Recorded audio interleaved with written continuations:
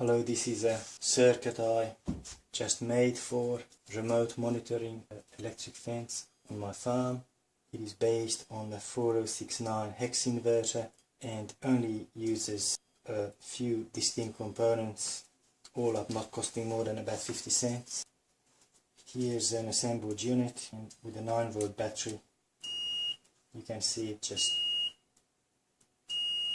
doing its work. It's all wireless, don't have to touch the wire. Here is my high tension wire, high voltage wire connected to an old unit sitting by the window. There it is. The first stage detects the spike. Second stage makes the spike wider so that it can be read by the microcontroller. The last 4 stages just clean up the signal to get a nice square wave at the end for the microcontroller. So I have an assembled unit here, and if we have a look with the oscilloscope, this point just shows a spike. This is only a few microseconds wide. It is difficult to interpret with a microcontroller. So the next stage makes it wider. I'm not able to detect much at this point, but after the third stage we get a nice clean signal. We can see it here now. It's upside down. It is nice and wide, and this width is proportional to the strength of the field. If I move away from the field, it gets narrower. And if I move back, it goes wide again. Because of the curvature, it's still an issue to interpret what it means. So we make it into a square wave. The last 4 stages are ideal for that. We're going to the end of the 4th stage now, which is this point here, and we can see that it is starting to look pretty good now. Still a little bit of a curvature there. The 5th stage just about completely cleans it up,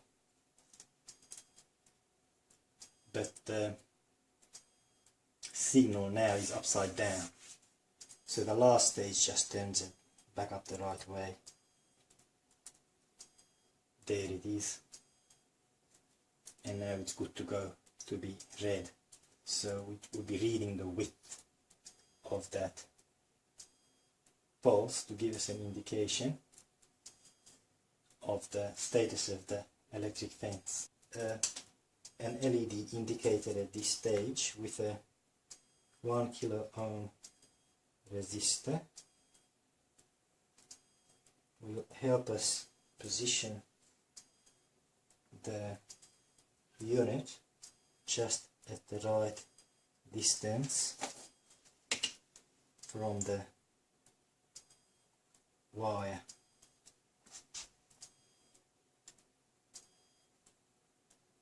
If the energy field is strong enough, that blinking just becomes continuous. There will be no gap.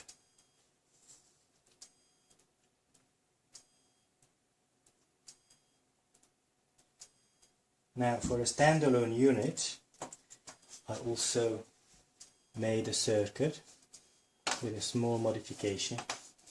So this is the standalone unit with sound.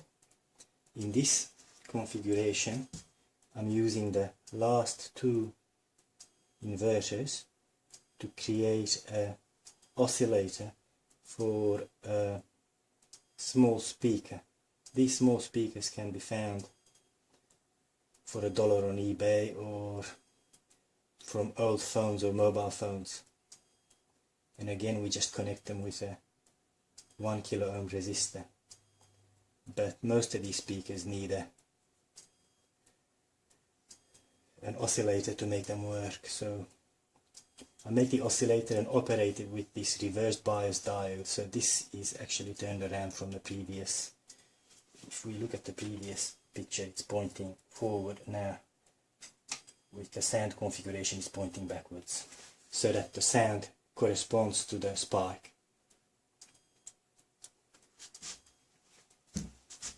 So I'll just make that change to the circuit now, just for interest.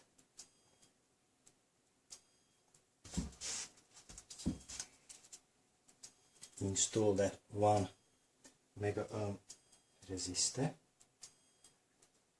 I made all the components the same as much as possible, so that there's not too many distinct components to worry about.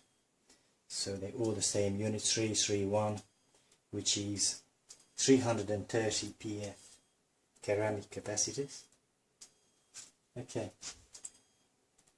so it's a similar signal as before, except that the square wave we get this shadowed area, which is basically oscillations very close together. If I put an old speaker on it, I got this from an old phone.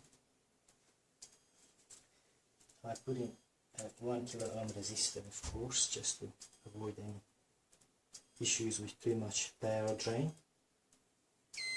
Now we have a standalone unit. We sacrificed 2 of the inverters because we don't have to have the nice square wave anymore, so we just use those to generate the frequency of the sound. And with that reverse bias diode, it just happens to go off in sync with the square wave of the signal. But I'll be mostly interested with the previous configuration, which will be a remote monitor with a microcontroller and a radio.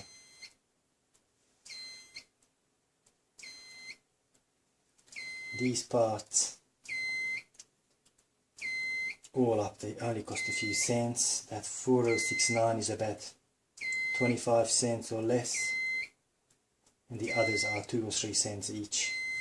So the guts of it, the main part of it, is practically around under 50 cents.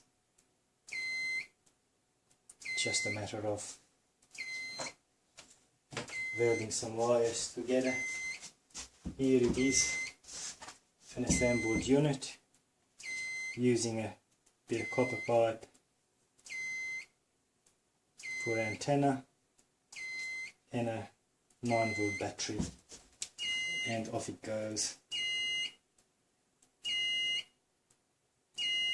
This one is actually the microcontroller version, but I have a speaker that does not need a oscillator tone.